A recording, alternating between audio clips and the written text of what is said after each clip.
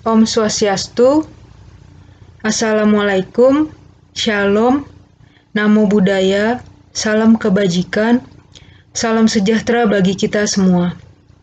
Perkenalkan, nama saya Sylvia, dengan NIM 1805, mahasiswi Fakultas Kedokteran Hewan Universitas Udayana.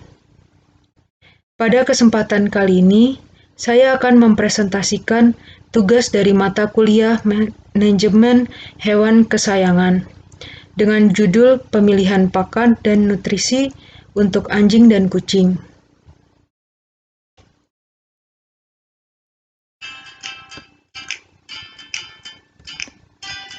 Pakan adalah makanan atau asupan yang diberikan kepada hewan.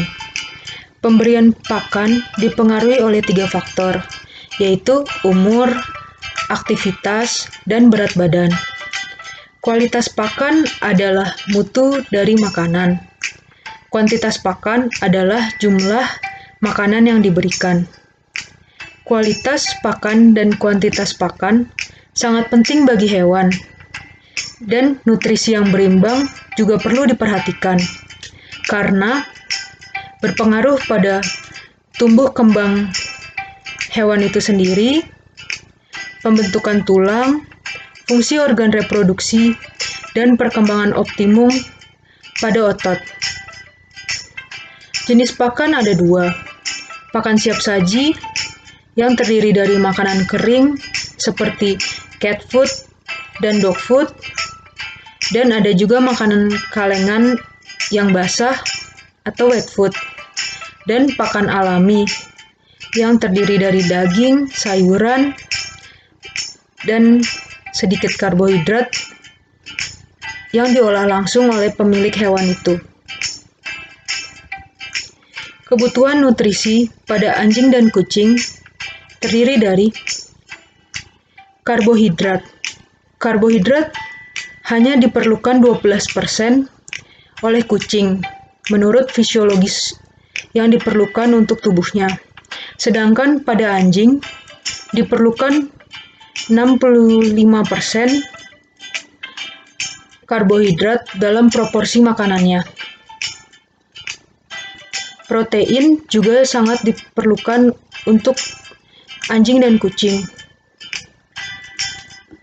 Lemak juga demikian, karena karbohidrat, protein, dan lemak merupakan sumber energi untuk hewan. Lalu vitamin. Vitamin berfungsi untuk metabolisme tubuh. Vitamin terdiri dari 2. Ada vitamin yang larut dalam lemak, ada yang vitamin larut pada air. Vitamin larut lemak terdiri dari vitamin A, D, E, dan K.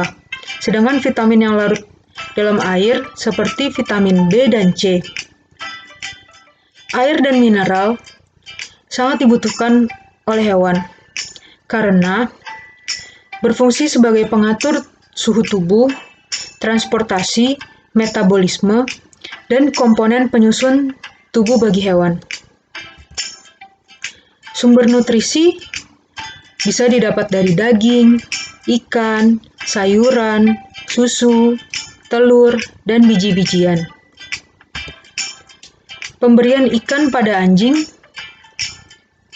Ikan boleh dikonsumsi oleh anjing, asalkan direbus terlebih dahulu.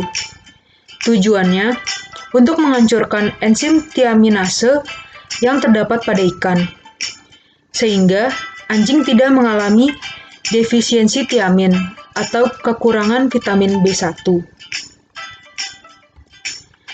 Selanjutnya, putih telur mentah amankah bagi hewan?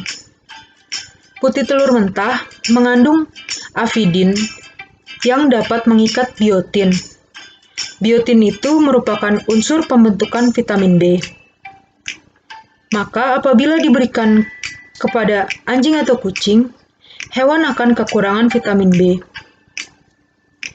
Lalu, pada anjing, dalam pemberian jangka panjang juga dapat mengganggu pertumbuhannya.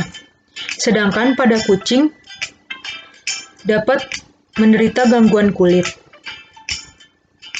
Makanan mentah berbahaya untuk anjing maupun kucing. Daging, ikan, dan telur mentah dapat menyebabkan keracunan makanan dan diare pada hewan. Karena hewan beresiko terkena bakteri Salmonella atau Escherichia coli yang terdapat pada bahan makanan yang mentah itu. Sebaiknya, pemberian daging, ikan, dan telur dimasak terlebih dahulu. Pemberian susu pada anjing dan kucing. Kadar laktosa yang tinggi akan berpengaruh pada hewan kesayangan kita. Dapat menyebabkan diare dan gangguan pencernaan. Sebaiknya, boleh memberikan susu dengan kadar laktosa yang rendah.